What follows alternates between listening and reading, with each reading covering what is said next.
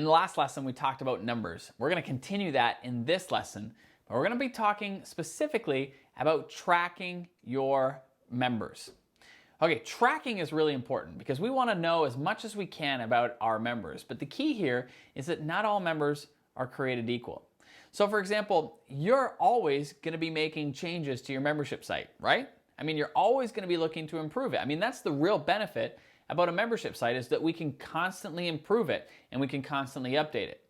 But when we make those changes, what we got to realize is that those changes are going to impact the length of time of which people stay part of the membership. And so we want to track cohorts of members so that we can identify what changes have positively or negatively impacted the overall length of time that people are staying a member. Because again, remember, your membership lives and dies by the length of time people stay. So our goal is to extend the length of time as much as possible.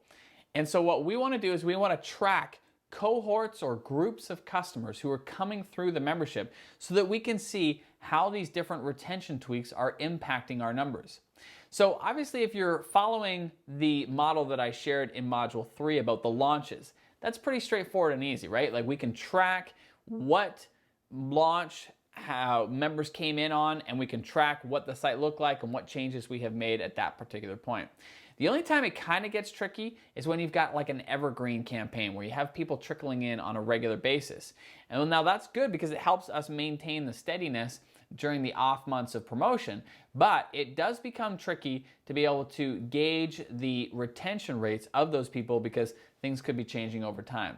So you may want to think about like clumping them almost in different groups of people. So you have your launch people that are focused on different times, and then you've got your evergreen people who have come through an evergreen campaign, and track to see how their experience measures differently. Remember, I shared the story of the magazine Women's Living, where they did a study and they tracked the difference between people who got all of their best articles up front versus another group who had the same articles but was delivered over a much longer period of time. And they found the cohort who got the articles up front tripled their overall lifetime value. And so they were able to track that. They could see the clear difference between the people who got the content delivered over time versus the people who got the content up front. And because they were tracking it, they could see that when they gave their best content up front, well, those members stayed a lot longer. So you need to think about that as well. So tracking your members so that you can track the changes that people are having.